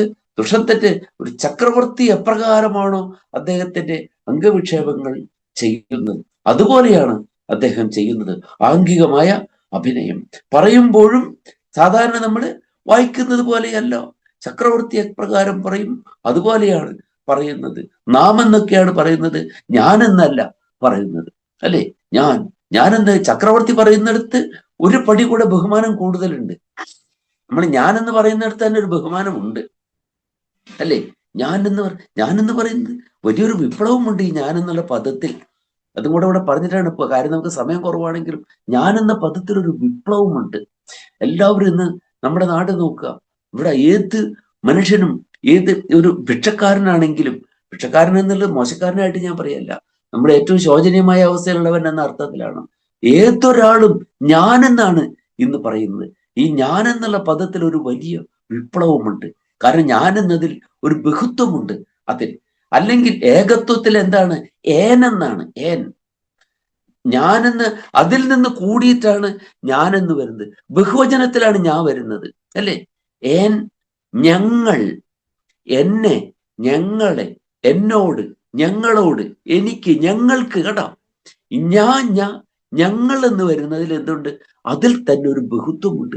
അതുകൊണ്ടാണ് ഞാൻ, പണ്ടൊക്കെ ആളുകൾ എങ്ങനെയാ ഏനെന്നാ പറഞ്ഞിരുന്നത്, അത് മാറി ഞാനെന്ന് പറയാൻ തുടങ്ങിയപ്പോൾ തന്നെ അതിലൊരു വലിയ വിപ്ലവമുണ്ട് എന്നുള്ളതാണ്.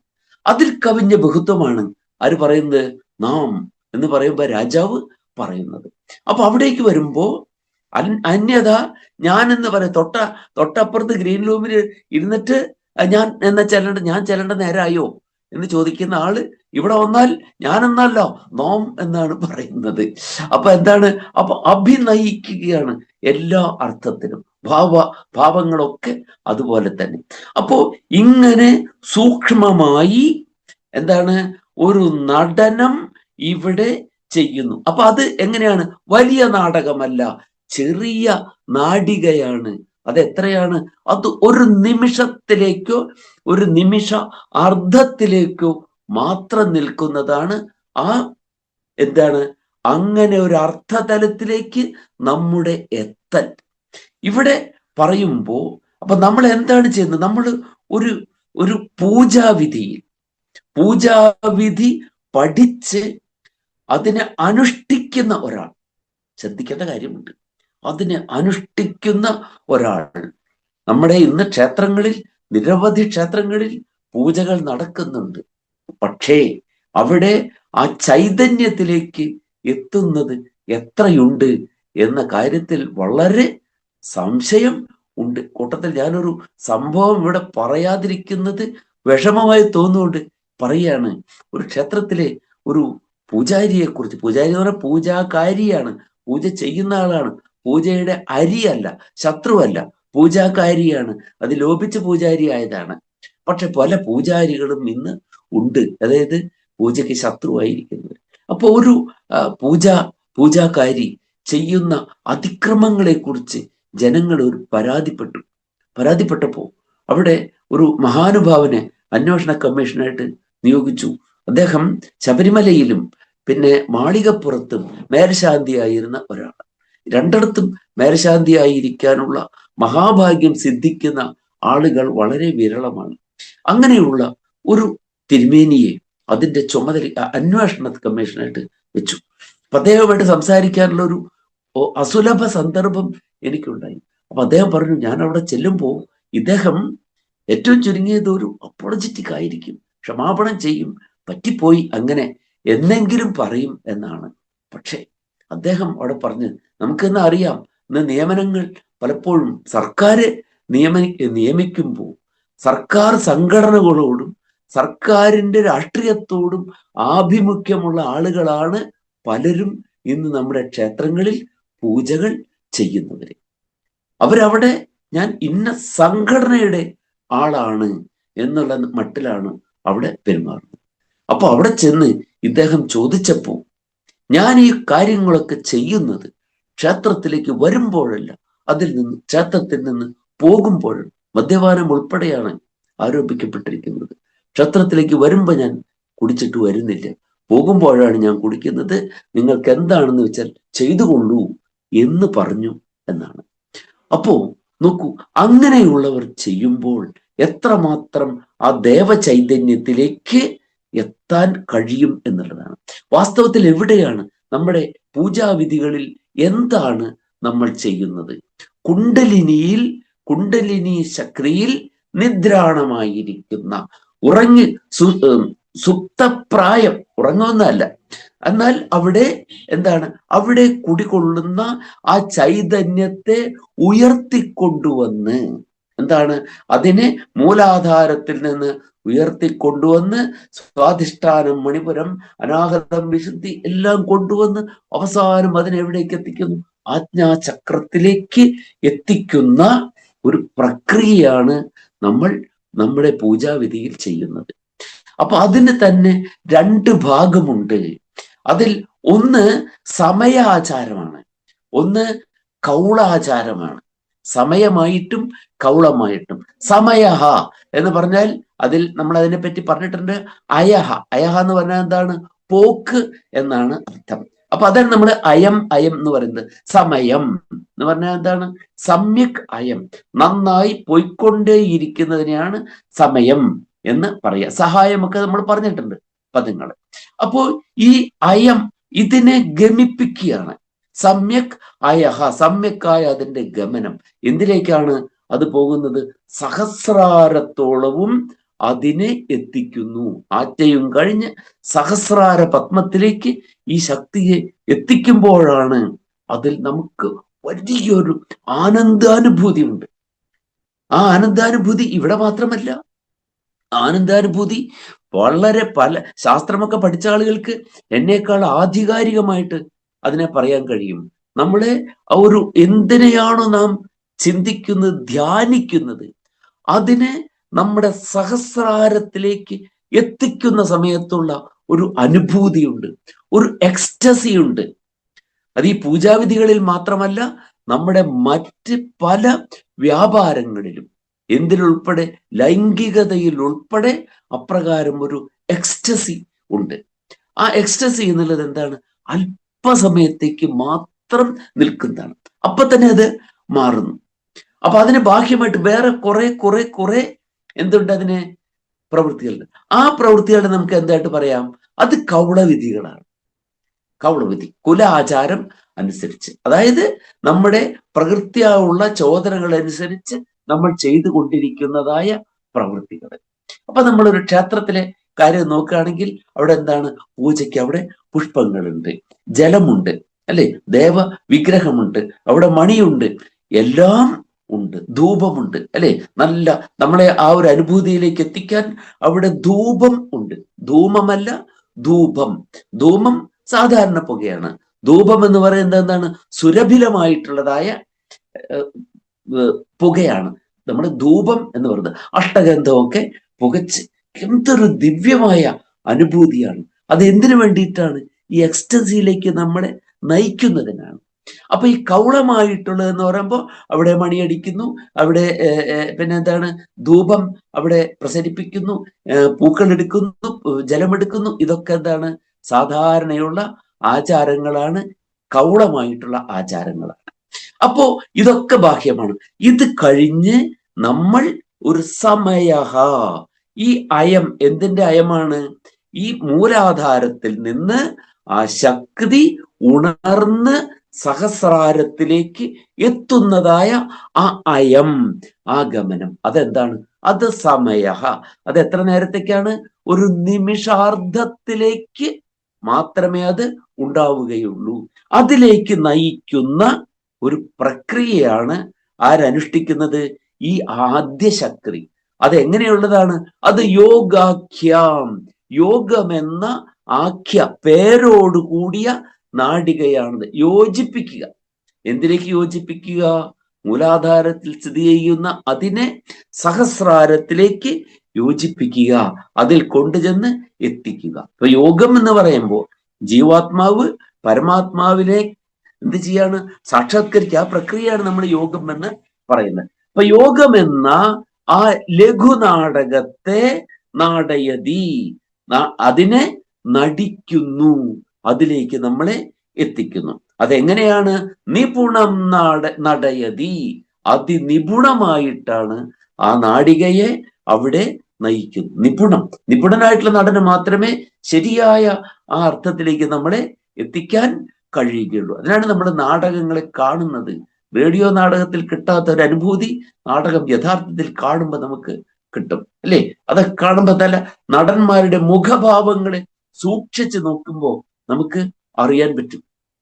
നമ്മുടെ നടന്മാരില് ജഗതിയുടെയൊക്കെ മുഖത്ത് നോക്കുമ്പോൾ നമുക്ക് ചില ഭാവങ്ങള് കാണാൻ കഴിയും, അല്ലേ? നമ്മുടെ മഹാനടന്മാരെന്ന് പലരെയും പറഞ്ഞു വാഴ്ത്താറുണ്ടെങ്കിലും എനിക്ക് തോന്നിയിട്ടുള്ളത് ജഗതിയുടെ മുഖത്ത് നോക്കണം. കൃത്യമായിട്ട് അഭിനയിക്കുന്ന സമയത്ത് അവിടെ ചില അതിനിപുണമായിട്ട് ചില ഭാവങ്ങൾ അദ്ദേഹം കാണിക്കുക. അദ്ദേഹം പക്ഷെ അധികം നായകനായിട്ടൊന്നും അദ്ദേഹത്തെ കാണുന്നില്ല. പക്ഷെ അതില് ചില സൂക്ഷ്മഭാവങ്ങളെ അദ്ദേഹം കാണിക്കുന്നിടത്ത് നമ്മൾ നോക്കിയാൽ നമ്മൾ അത്ഭുതപ്പെട്ടു പോകും. ഇരിക്കട്ടെ. അപ്പൊ അങ്ങനെയുള്ള ആ നാടകത്തെ നടിക്കുന്നതായ ആ നടി എന്ത് ചെയ്യുന്നു? ചോറ്റാനിക്കരാഖ്യേ മന്ദിരേ കൃതവസതി ഉമാ. ചോറ്റാനിക്കര എന്ന പേരിൽ നാം വ്യവഹരിക്കുന്ന ആ മന്ദിരത്തിൽ, ചോറ്റാനിക്കര ക്ഷേത്രത്തിൽ സവിശേഷമായ സാന്നിധ്യമായി കുടികൊള്ളുന്ന ആ നടി കൃതവസതി ഉമാ, കൃതവസതിയായ ആ ഉമ. നമുക്കറിയാം, ഉമ, കാത്യായനി, ഗൗരി, കാളി, കൈമവതി, ഈശ്വരി, ശിവ, ഭവാനി, രുദ്രാണി, സർവാണി, സർവമംഗളയായ ആ ദേവി എന്ത് ചെയ്യണം? ആ ദേവി എന്ത് ചെയ്യുന്നു?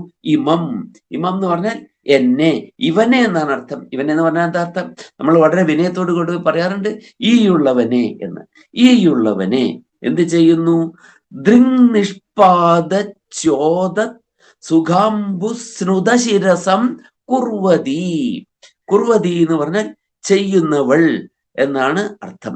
എന്താക്കി ചെയ്യുന്നവളാണ് എന്നെ?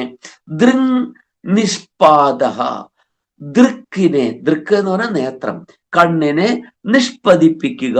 നിഷ്പതിപ്പിക്കുക എന്ന് പറഞ്ഞാൽ പൂർണ്ണമായിട്ടും പതിപ്പിക്കുക, നന്നായി നമ്മളെ തന്നെ അങ്ങോട്ട് നോക്കുക. കണ്ണിനെ നിശേഷേണ പതിപ്പിക്കുക, പൂർണ്ണമായിട്ട് നമ്മളെ തന്നെ നോക്കുക.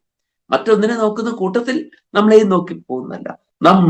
നമ്മളിൽ കണ്ണിനെ നിഷ്പതിപ്പിക്കുന്നതിലൂടെ അതിൽ നിന്ന് ച്യുതമാകുന്ന എന്ന് പറയുമ്പോൾ അതിൽ നിന്ന് സ്രവിക്കുന്നതായ സുഖമാകുന്ന ജലം, ആ ദേവി നമ്മെ വീക്ഷിക്കുമ്പോൾ അതിൽ നിന്ന് സ്രവിക്കുന്ന ഒരു അമൃത പ്രവാഹമുണ്ട്. ആ പ്രവാഹത്തിൽ സുഖമയമായ ആ അമ്പുവിൽ സ്നാനം ചെയ്യിക്കുന്നു. സ്നുത ശിരസാക്കുന്നു എന്നെ.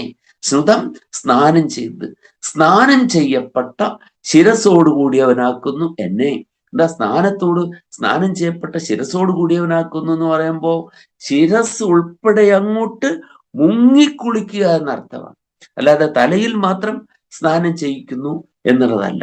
സ്നാനം നമുക്ക് എന്താണ്? സ്നാനം അനുഭൂതിക്കുള്ളതാണ്. എന്തിന്? ജ്ഞാനത്തിന്, അറിവിനുള്ളതാണ് നമുക്ക് സ്നാനത്തിന് വലിയ പ്രാധാന്യമുണ്ട് നമ്മുടെ ജീവിതത്തിൽ. ഏത് കർമ്മങ്ങൾക്കും നമുക്ക് എന്താണ്? ആദ്യം ഒരു സ്നാനം നമുക്കുണ്ട്. അതിനും പുറമെ നമ്മുടെ വലിയൊരു സ്നാനമുണ്ട്. എന്താണ്? ജ്ഞാനസ്നാനം. ക്രിസ്ത്യാനികളാണെങ്കിൽ അവർ ബാപ്റ്റിസത്തെ ജ്ഞാനസ്നാനം എന്ന് പറയും. പക്ഷെ ജ്ഞാനസ്നാനം എന്ന് പറഞ്ഞാൽ ജ്ഞാനത്തിനായിട്ടുള്ള സ്നാനം, അതാണ് നമ്മുടെ ജീവിതത്തിൽ മുഴുവൻ നടക്കുന്നത്. ജ്ഞാനത്തിനുള്ളതായ സ്നാനം ജനിക്കുമ്പോൾ തൊട്ട് അല്ല, അമ്മയുടെ ഉദരത്തിൽ ഉരുവാകുമ്പോൾ തൊട്ട് നമ്മുടെ അജ്ഞാനം നമ്മൾ സമ്പാദിക്കുന്ന പ്രക്രിയ ആരംഭിക്കുകയാണ്. അതെപ്പോഴാണ് നിൽക്കുക? പ്രാണൻ മേനി വിടുന്ന നാൾ. മേനി വിടുന്ന നാളുമല്ല, മേനി വിടുന്ന അപ്പോൾ മാത്രമാണ് അത്. നമ്മൾ ജ്ഞാനം നേടിക്കൊണ്ടേയിരിക്കുക. അതിന് നമുക്ക് എന്താണ്? സ്വാഭാവികമായി നമ്മൾ ഇങ്ങനെ ജ്ഞാനം നേടിക്കൊണ്ടേ ഇരിക്കും. അവിടെ നമുക്ക് പറ്റാതെ വരുമ്പോൾ മറ്റൊരാളുടെ സഹായത്തോടെ, ഒരു ഉപാധ്യായന്റെ അല്ലെങ്കിൽ ഒരു ആചാര്യന്റെ സഹായത്തോടെ മാത്രം നമുക്ക് ജ്ഞാനം നേടേണ്ടി വരുമ്പോൾ അതിനായി നാം എന്ത് ചെയ്യുന്നു? നമ്മളെ ഒരു തീർത്ഥത്തിൽ എത്തിക്കുക. ആ തീർത്ഥത്തിൽ നമ്മളെ സ്നാനം ചെയ്യിക്കുന്നതിനുള്ള വിദഗ്ധമായി നമ്മളെ സ്നാനം ചെയ്യിക്കുന്നതിനുള്ള ആളുകൾ അവിടെ ഉണ്ട്. ഉപാധ്യായൻ എന്നുള്ള വാക്കാണ് ലോപിച്ച് വാദ്യാർ എന്നായി തീർന്നത്. വാദ്യാർ അവിടെ ഉണ്ട്. അധ്യാപകനെ നമ്മൾ വാദ്യാർ എന്ന് പറയുന്നു. അല്ലെങ്കിൽ ആചാര്യന്മാരുണ്ട്. ആചാര്യൻ അധ്യാപകനേക്കാൾ വാദ്യാരേക്കാൾ ഒരു പടി കൂടി ഉയർന്ന ആളാണ്. ആചാരങ്ങളെ ഗ്രഹിപ്പിക്കുന്ന ആളാണ്. ആ അർത്ഥങ്ങൾ അർത്ഥങ്ങളെ ചയനം ചെയ്യിക്കുന്നു, സംഭരിപ്പിക്കുന്നു, ആചാരങ്ങളെ ഗ്രഹിപ്പിക്കുന്നു, ആചാരങ്ങളെ ആചരിച്ച് കാണിക്കുകയും ചെയ്യുന്നു. അതാണ് ആചാര്യൻ. അതുകൊണ്ടാണ് ഉപാധ്യായ ദശ ആചാര്യ, ഉപാധ്യായനേക്കാൾ 10 മടങ്ങ് മഹത്വമുള്ളവനാണ് ആചാര്യൻ. അപ്പൊ ആചാര്യനെ നമ്മൾ പ്രണമിക്കാറൊക്കെ ഉണ്ട്. പക്ഷെ അതിനേക്കാൾ വലിയ ആചാര്യൻ നമ്മുടെ വീട്ടിലുണ്ട് ഒരാള്. അതാരാണ്? ആചാര്യാണാം ശതം പിതാ. ഉപാധ്യായന്റെ 10 മടങ്ങാണ് ആചാര്യന്റെ മഹത്വം. ആചാര്യാണാം ശതം പിതാ. ആചാര്യന്മാരുടെ 100 മടങ്ങാണ് നമ്മുടെ അച്ഛന്റെ മഹത്വം. ആരെങ്കിലും ഓർക്കാറുണ്ടോന്ന് അറിയില്ല. അച്ഛൻ എന്ത് വില കൽപ്പിക്കാറുണ്ട് എന്നുള്ളതും നമുക്ക് അറിഞ്ഞുകൂടാ. ഇനി അതിനേക്കാൾ വലിയൊരു ശ്രേയസ്സുണ്ട്, അനതിക്രമണീയമായൊരു ശ്രേയസ്സുണ്ട് നമ്മളോടൊപ്പം. ഒരു പക്ഷേ ഏറ്റവും അവഗണിക്കപ്പെട്ട ആൾ എന്താണ്? സഹസ്രം തു പിതുർ മാതാ ഗൗരവേണ അതിരിച്ചതേ. ഗൗരവത്തിന്റെ കാര്യത്തിൽ, ഗുരുത്വത്തിന്റെ കാര്യത്തിൽ അച്ഛന്റെ 1000 മടങ്ങാണ് അമ്മ. ലോകത്ത് അമ്മയേക്കാൾ അനതിക്രമണീയമായി മറ്റൊരു ശ്രേയസ് ഇല്ല. നമ്മുടെ വീട്ടിലെ കാര്യം നോക്കിയാൽ എങ്ങനെയാണ്? അമ്മ പറഞ്ഞ ഒട്ടും കേൾക്കില്ല, അച്ഛൻ പറഞ്ഞ കുറേശ്ശെ കേൾക്കും.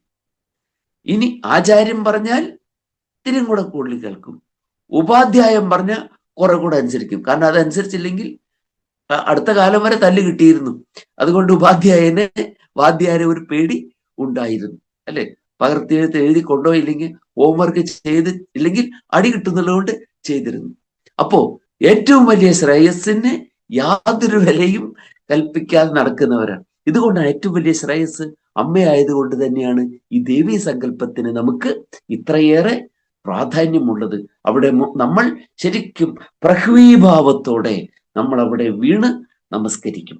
അപ്പോ അങ്ങനെയുള്ള ആ ദേവി അവിടെ തൻ്റെ കടാക്ഷമാകുന്ന, കടാക്ഷത്തിലൂടെ സ്രവിക്കുന്ന ആ ആനന്ദാമൃത പ്രവാഹത്തിൽ നമ്മളെ സ്നാനം ചെയ്യിക്കുന്നു.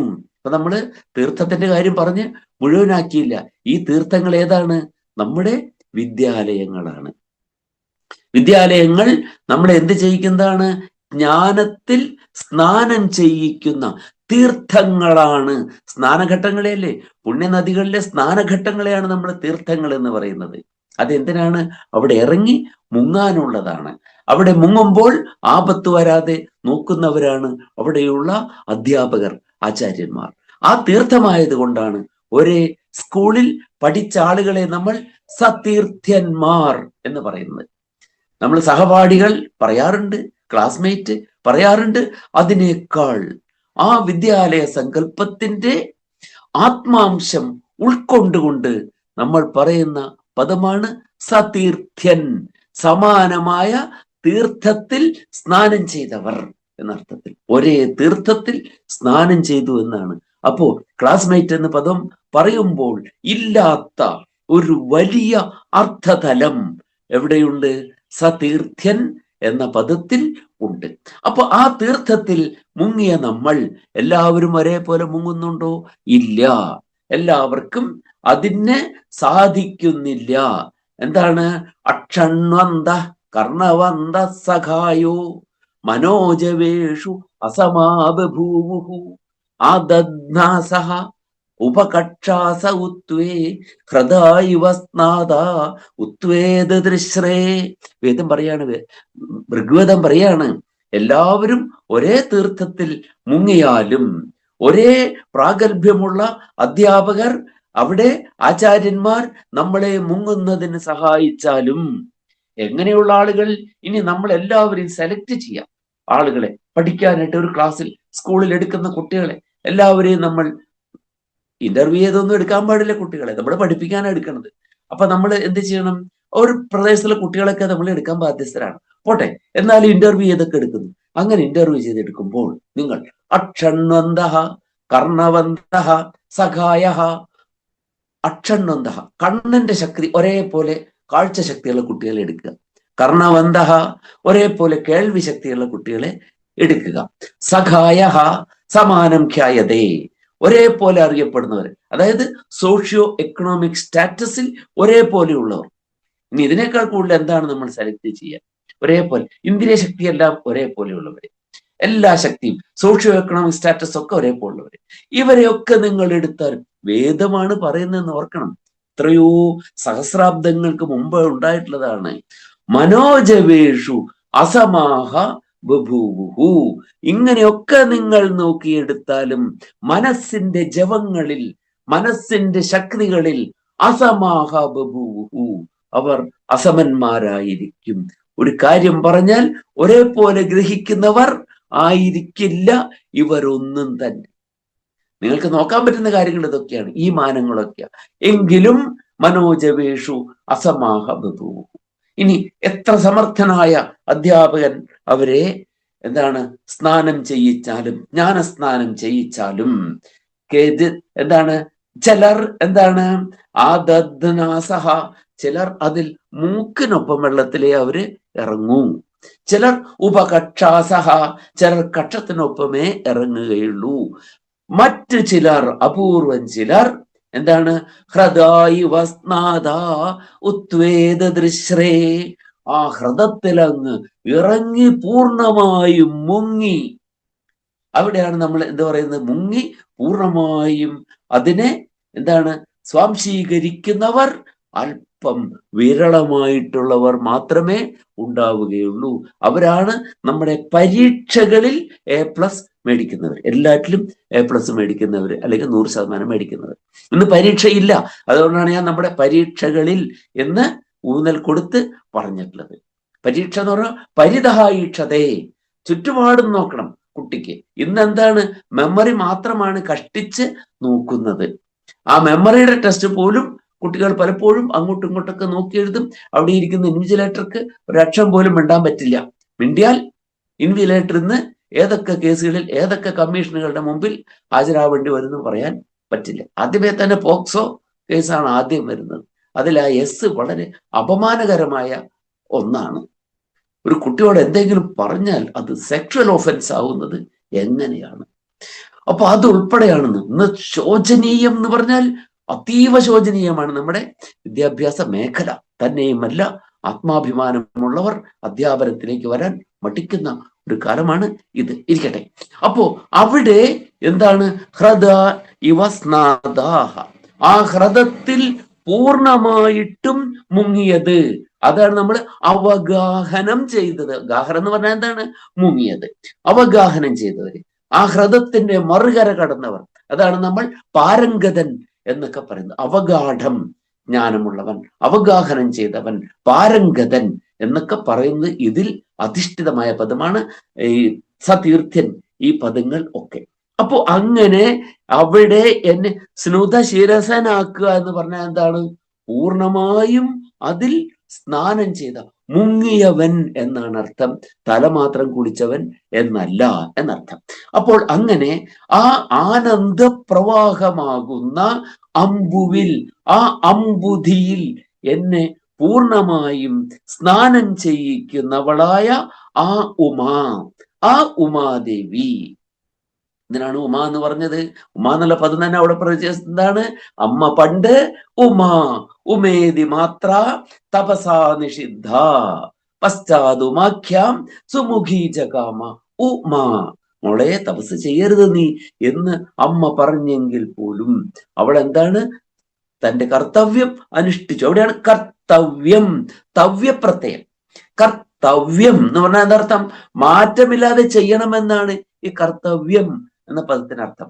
അല്ലെങ്കിൽ നമുക്ക് കരണീയം, കാര്യം, കൃത്യം, ഈ പദങ്ങളൊക്കെ ഉണ്ട്. കൃത്യനിർവഹണം, കൃത്യം എന്ന് പറഞ്ഞാൽ കർത്തവ്യം തന്നെയാണ്.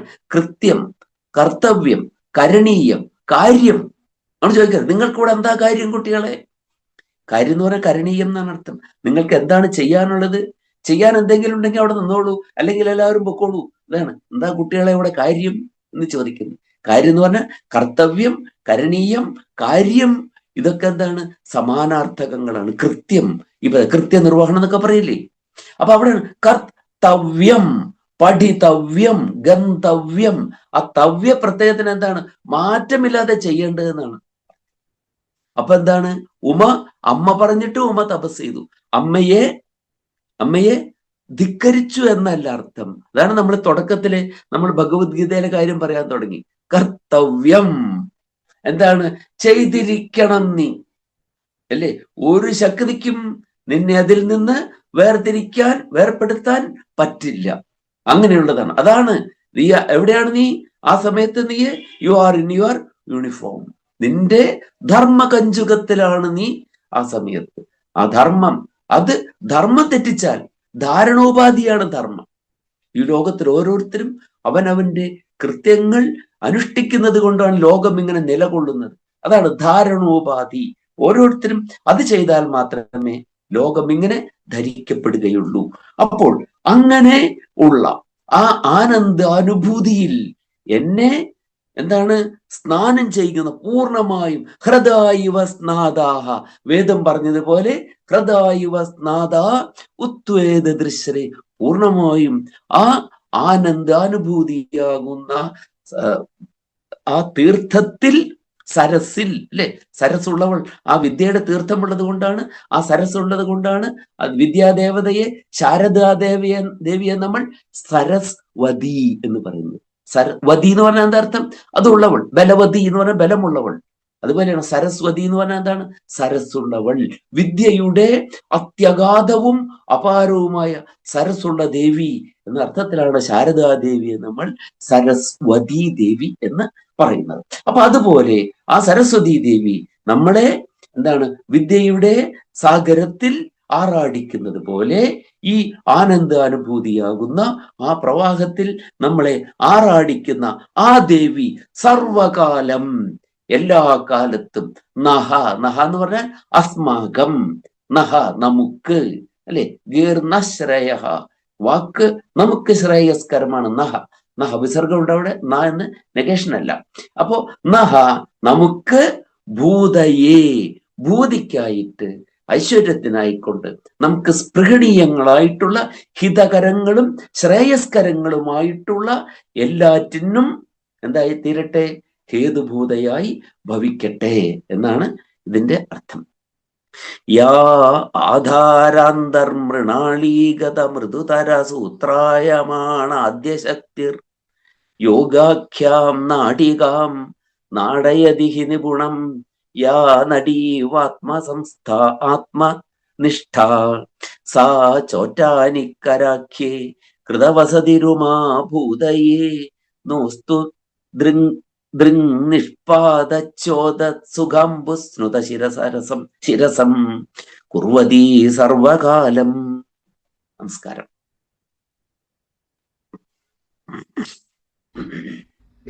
ഈ 1 മണിക്കൂർ നേരത്തെ സാറിന്റെ ഈ പ്രഭാഷണങ്ങളിലൂടെ നാം ഓരോരുത്തരും ചോറ്റാനിക്കര ദേവിയെ പോയി തൊഴുത് വന്ന ആ ഒരു പ്രതീതി നമ്മുടെ മനസ്സിൽ ഉണ്ടായി കാണും എന്നെനിക്ക് തീർച്ചയായിട്ടും തോന്നുന്നു.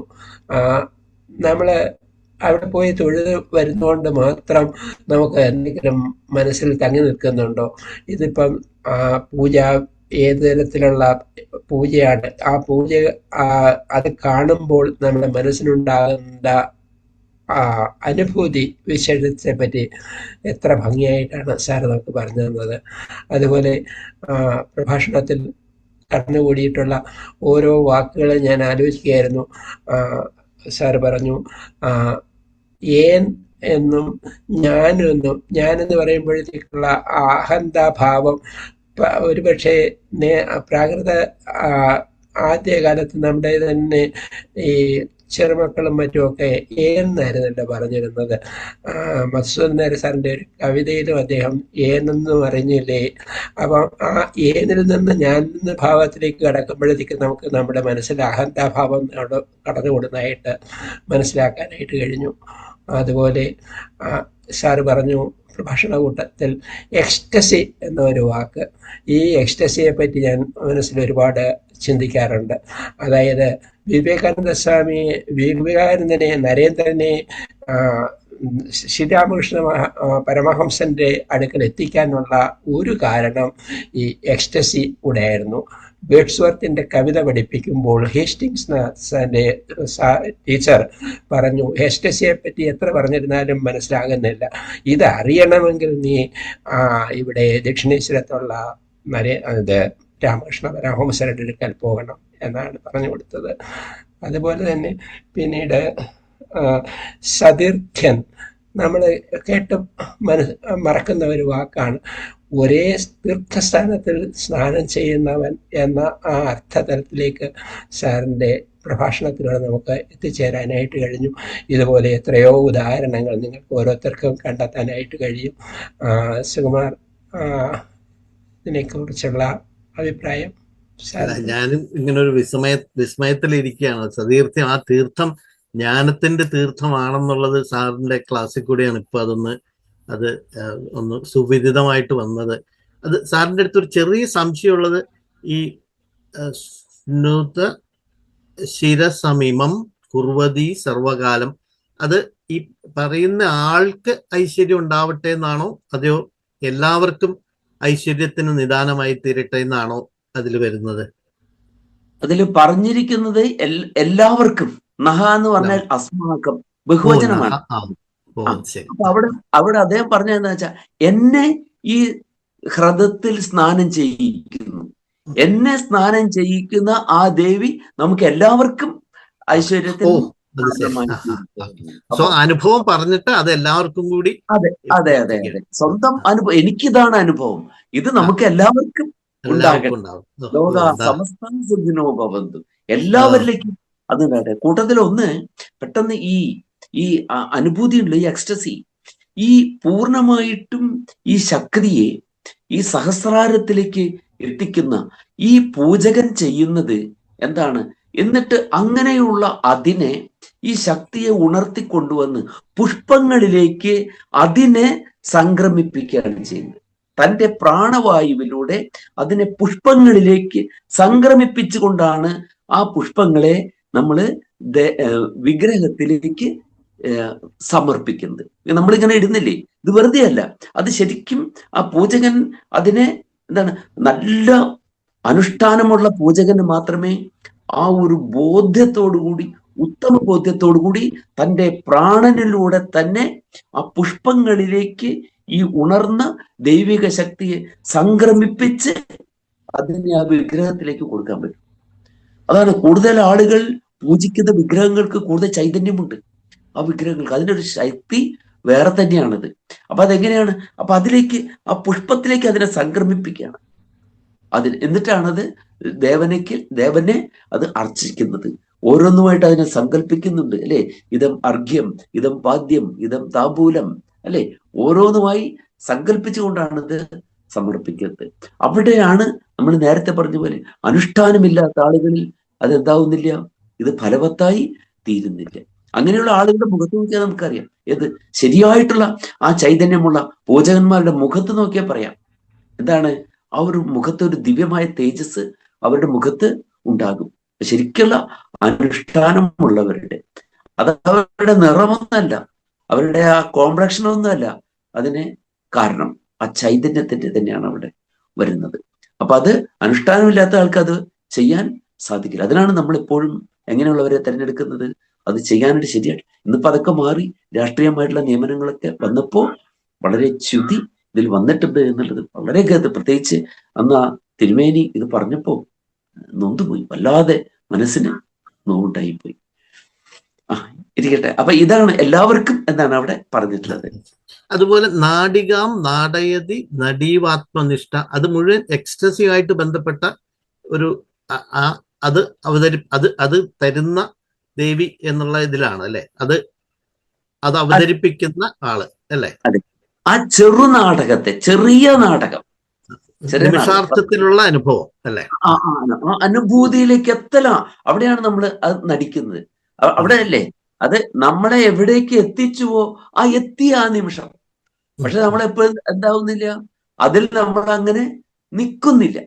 ആ എക്സ്റ്റസിയില് ആ ഒരു ചെറിയ ജസ്റ്റ് ഒരു ഫ്ലാഷ്, ആ അനുഭൂതി അങ്ങോട്ട് ഉണ്ടാക്കുകയാണ്. അതാണ് ഞാൻ പറഞ്ഞത്, അത് എവിടെ വരെയുണ്ട്, അത് ലൈംഗികതയിൽ വരെ അങ്ങനെ ഒരു എക്സ്റ്റസിയുടേതായിട്ടുള്ള ഒരു നിമിഷമുണ്ട്. അപ്പൊ മാത്രമേ ഉള്ളത്, അത് അപ്പൊ തന്നെ മാറും. ബാക്കിയൊക്കെ എന്താണ്, ബാക്കിയൊക്കെ കൗള ആചാരങ്ങളാണ് അവിടെ നടക്കുന്നത്. ഇതാണ് സമയ ആചാരം, സമ്യക് അയഹ, അതിലേക്ക് നമ്മളെ എത്തിക്കുന്നത്. ആ നാടിക നടിക്കുന്നവളാണ് ഈ ദേവി. ആ ദേവി നമുക്ക് ഇങ്ങനെ ആ അനുഭൂതി എല്ലാവർക്കും നൽകുമാറാകട്ടെ എന്നാണ് അതിലെ പ്രാർത്ഥന.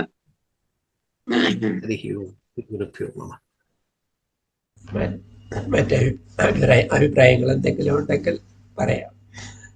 ഒരു കാര്യം ഞാൻ ഓർക്കുകയായിരുന്നു സാർ, അതായത് ഈ നീലകണ്ഠ തീർത്ഥപാദസ്വാമികൾ തന്നെ ദേവാർച്ചാ പദ്ധതി എന്നൊരു പുസ്തകം എഴുതിയിട്ടുണ്ട്. ആചാര പദ്ധതിയും ദേവാർച്ചാ പദ്ധതിയും. ഇവിടെ ഇപ്പോൾ ഈ ശ്ലോകത്തിൽ തന്നെ നമ്മൾ സമയാചാരം, കൗളാചാരം എന്ന് രണ്ടു തരത്തിൽ പൂജാവിധിയെ പറ്റി നമുക്ക് മനസ്സിലാക്കി തന്നു. അപ്പം ദേവപ്രതിഷ്ഠ എങ്ങനെ വേണം, ദേവന്റെ വിഗ്രഹം എന്തുകൊണ്ടുണ്ടാക്കണം, ഇതെല്ലാം ഇത്രമാത്രം സുഗ്രാഹ്യമായിട്ടുള്ള ഒരു വ്യക്തിക്ക് മാത്രമാണ് ഈ തരത്തിലുള്ള ഈ ഒരു പൂജയെ പറ്റി നമുക്ക് ഈ ശ്ലോകത്തിലൂടെ പ്രതിപാദിക്കാനുള്ള ഉൾക്കാഴ്ച ഉണ്ടായിട്ടുള്ളത്. തീർച്ചയായിട്ടും അത് സ്വാമിയുടെ മഹത്വത്തെ നമുക്ക് ഇവിടെ എത്രമാത്രം സുവ്യക്തമാക്കി തരുന്നു എന്നുള്ളത് കൂടുതൽ വ്യക്തമായിട്ട് മനസ്സിലായിരിക്കുന്നു. ശരിയാണ്. സ്വാമിജി അദ്ദേഹം വലിയ കാഴ്ചപ്പാടുള്ള ആളാണ്. ഒരു ഒരു ഒരു ഒരു എന്താണ് അതിനെ പറയുന്നത്, ഒരു ഭാവനാ പ്രപഞ്ചം തന്നെ അദ്ദേഹത്തിലുണ്ട്. ഭാവനാ പ്രപഞ്ചം എന്നും പറഞ്ഞാൽ പോരാ, ഒരു ജ്ഞാനത്തിന്റെ ഒരു പ്രപഞ്ചം തന്നെ അദ്ദേഹത്തിൽ ഉണ്ട്. അത് സാങ്കോപാംഗമായ അറിവ്, ഉപാംഗങ്ങളോട് കൂടിയ ഒരറിവാണത്. അതിന്റെ എല്ലാ തലവും സ്പർശിക്കുന്ന സർവാംഗസ്പർശിയായ ആ കാഴ്ചപ്പാട് എന്ന് പറയുന്നത് അത് അത്ഭുതാവഹം തന്നെയാണ്. അപ്പൊ അതിൽ നിന്നാണ് എന്ത് ഉണ്ടാവുന്നത്, ഇങ്ങനെ ഒരു നിറഞ്ഞുള്ള ഒഴുക്കാണ് ശരിക്കും ഇത് പറയുന്നത്. നമ്മൾ പറയില്ലേ, ഒരു സ്പോണ്ടേനിയസ് ഓവർഫ്ലോ എന്ന് പറയുന്നതാണ്. അപ്പൊ നിറഞ്ഞ് കവിയുന്നതാണ് അത്. അല്ലാതെ എന്തല്ല, നമ്മളൊക്കെ പലപ്പോഴും ഞാനൊക്കെ ചിലപ്പോൾ ചെയ്യാറുണ്ട്, ഒരു ശ്ലോകം എങ്ങനെയെങ്കിലും ഒന്ന് തട്ടിക്കൂട്ടണം എന്തെങ്കിലും കാര്യത്തിന് വേണ്ടിയിട്ട്. ചിലപ്പോൾ സതീർത്ഥ്യന്മാര് പറയുന്നതായിരിക്കും, നമ്മുടെ ഒരു പ്രത്യേക സന്ദർഭത്തിൽ ഒരാളുടെ ഷഷ്ടിപൂർത്തി അല്ലെങ്കിൽ ഒരാളുടെ സപ്തതി, ഇതിനൊക്കെ നമുക്കൊരു ശ്ലോകം, ഒരു മംഗള ശ്ലോകം ഒന്ന് സമർപ്പിക്കണം എന്ന് വിചാരിച്ചാൽ എത്ര കഷ്ടപ്പെട്ടിട്ട് വേണം. എന്നാലും കുറച്ച് കഴിയുമ്പോൾ ആലോചിക്കുമ്പോൾ അവിടെ ആ അതല്ല വേണ്ടിയിരുന്നത്, ഇതാകാമായിരുന്നു എന്ന് തോന്നും. അതെന്തുകൊണ്ടാണ്? അത് നമ്മൾ ഇതിനെ തല്ലിപ്പഴിപ്പിച്ച് കൊണ്ടുവരുന്നോണ്ടാണ്.